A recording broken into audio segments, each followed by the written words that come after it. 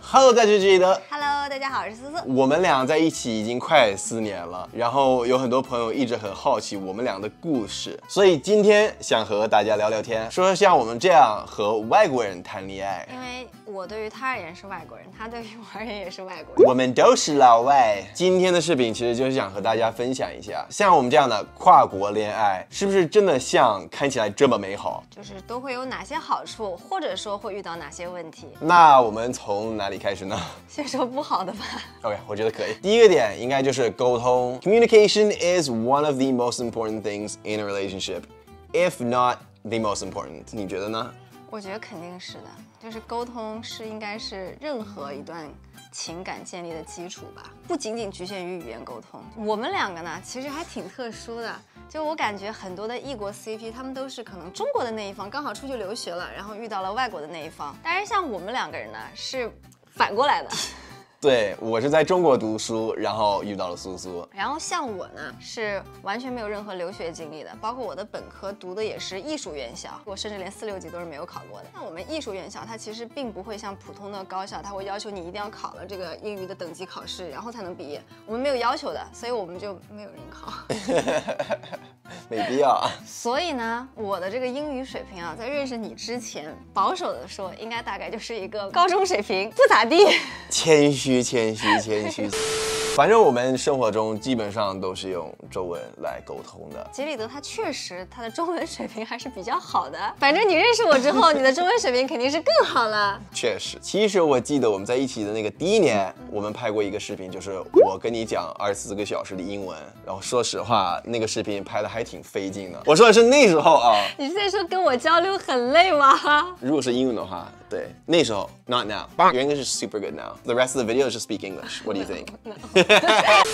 Anyway， 我当时那个塑料英语啊，就只能表达最基本的需求，就是没有办法进行更深层次的交流，没有办法进行灵魂层次上的交流。就是我觉得啊，两个人在一起，你肯定是要互相提供情绪价值的。那如果说你每天的交流就只能局限在你吃了吗？你饿了吗？你饱了吗？你困了吗？你睡吗？你起了吗？你冷了吗？啥的，我觉得还是太浅层次了，就是会很难。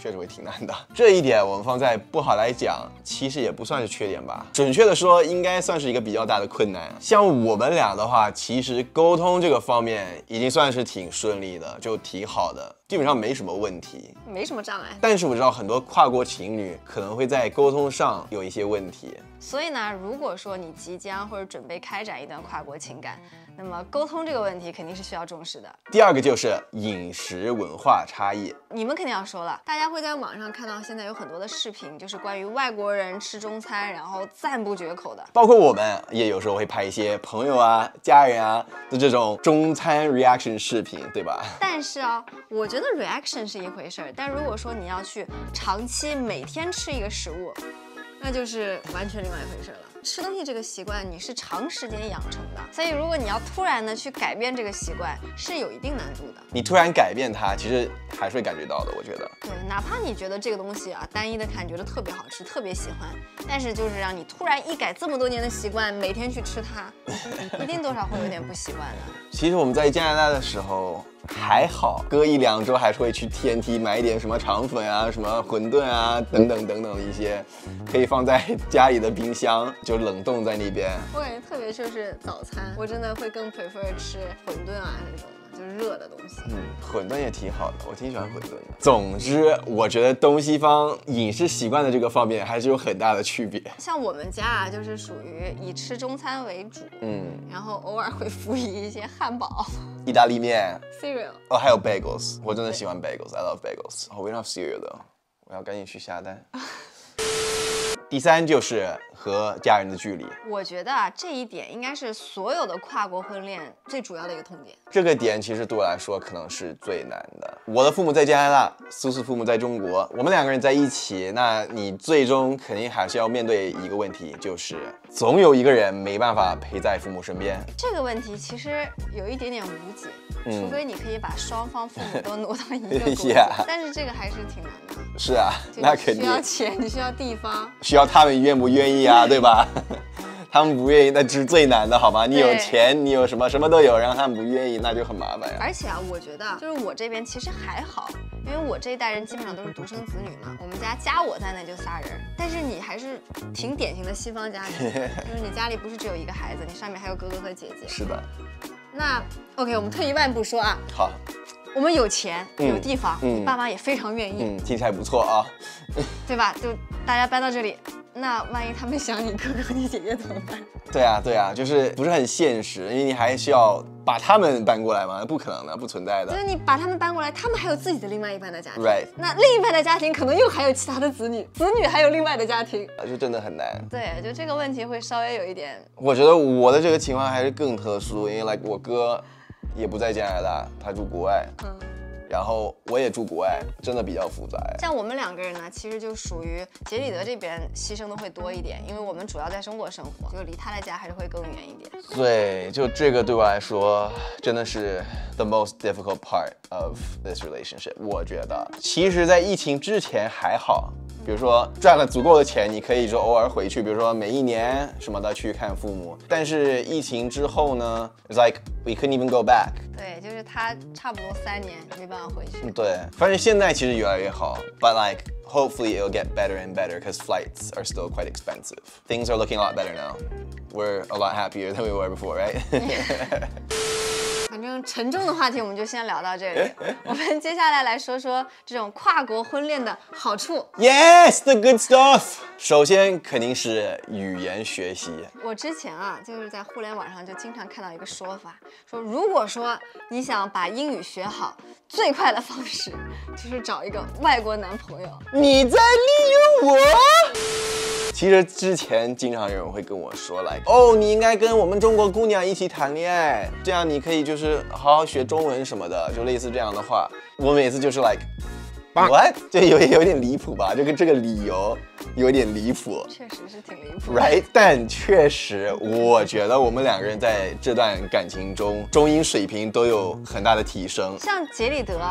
你们都知道的，就是他其实认识我的时候，他的中文水平就已经算是比较好了，他已经可以完全没有问题的流利的沟通。对，沟通没有问题。然后刚好呢，因为我之前学的专业是戏剧影视表演，我们有一门专业课就是台词，然后台词说人话呢，就是如何说话，所以可以说就是说中文算是我的一个专业。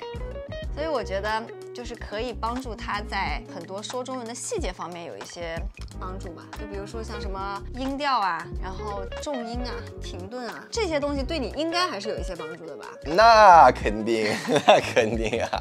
我觉得跟你在一起之后嘛，因为你一直在我旁边，所以如果有任何问题，我就要问你 ，and then 我就立马有一个答案，或者你就会立马纠正我的中文 ，like a 24-hour 汉语教学机器人。你在利用我好吧？没有，我也会教你英文好吗？确实，对吧 ，bro？ 互相利用，互相利用，互相利用，互相利用。所以学到对方的语言就是一个好处吧，对吧？但是我觉得不要为了学语言而去谈恋爱，这个就有一点离谱。学语言肯定不是目的。我们刚刚开始谈恋爱的时候，我们应该没有考虑过这个方面，对吧？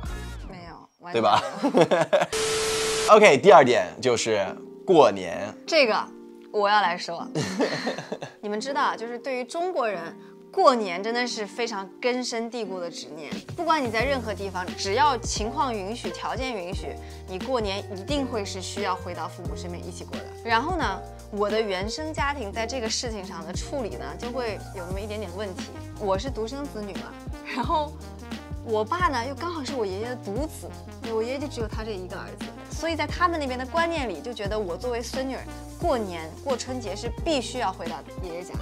但是呢，我妈过年又希望回到她自己的爸妈家，就之前哈，所以每年基本上我们家就是我爸和我妈他们俩会各回各家，然后我的内心会更希望跟着我妈走，但是呢，我爸那边会给我很大的压力，他就会说，如果你过年不回来，你就是不孝。反正我感觉我从小到大这么多年，过年对我而言就是一个很折磨，反正不快乐的事情。就在我的记忆中啊，很多年都是就得两边跑，但是两边跑的话，年30又只有1天。就你没办法让所有人都满意，哎，反正就是过年真的是一个非常非常非常不快乐的事情，就在我这里。哎呦。然后就是因为我这样子的原生家庭的一个问题，所以我之前就在想，那我今后结了婚怎么办呢？因为你知道我们这一代就大多数都是独生子女嘛。对。那你说我爸妈他们那个年代，他们都还是有兄弟姐妹的，所以哪怕其中一个人没有回去，那我爷爷奶奶他们那一辈还是有其他的孩子在的。那我们这代怎么办？就假设2个人都是独生子女。那你过年的时候回了其中一方的家，另外一方家就完全没有小孩了，就只剩父母2个人了。那再退一万步说，你们达成共识了，可以各回各家。那万一今后有孩子怎么办？孩子就只有一个，你不能一劈两半啊！就这个问题会让我觉得啊，我好苦恼啊，就真的。然后就 boom， 我出现了，是吧？确实啊，我跟杰德在一起之后，我就突然发现，那个困扰了我很多年的问题，好像可能大概也许解决了。因为我家人其实不会过中国春节嘛，只会过圣诞节，对吧？然后这个圣诞节在12月份，农历新年啊，我印象中应该是完全不会重合的。不会的。所以我这个困扰就完美解决了。以后应该是先去加拿大过圣诞节，然后再去中国过春节。Bro， 完美 ，perfect。我觉得对于传统的中国家庭，这应该就是一个比较完美的解决方案了。不能更完美了啊！应该不能更完美。第3就是对世界的认知，就是这样子的跨国婚恋可以帮助你对于整个世界的认知更加的多元化。因为现在不管你在世界上哪个国家，每天都会听到各种观点、各种信息。这个时候，如果可以多一个视角看整个世界，就会有一些新的认识，包括互相去理解彼此的文化以及对事情不同角度的看法，就会让你从原来的那个舒适圈跳出来。Like it'll really help you expand your view of just the world, you know what I mean? 反正这个点我没办法说特别具体，因为它就比较广，但是我觉得还是一个特别好的点。所以今天我们讨论的这几个点，其实没有那么多，肯定还会有很多很多。但是我们今天就先聊到这里了，不然这个视频的时长就要爆炸了。可以聊到明天后天。OK， 那最后问大家一个问题，你们觉得跨国婚恋有哪些好处和难以接受的地方？留言告诉我们啊！不知道大家喜不喜欢听我们聊这些啊？如果说你们喜欢的话，也可以留言告诉我们，关于我们你还有哪些感兴趣的问题，然后我们下次可以找时间跟你们再聊聊天。而今天的视频就到这里了，如果喜欢的请点个赞、关注还有转发，下次见吧，拜拜。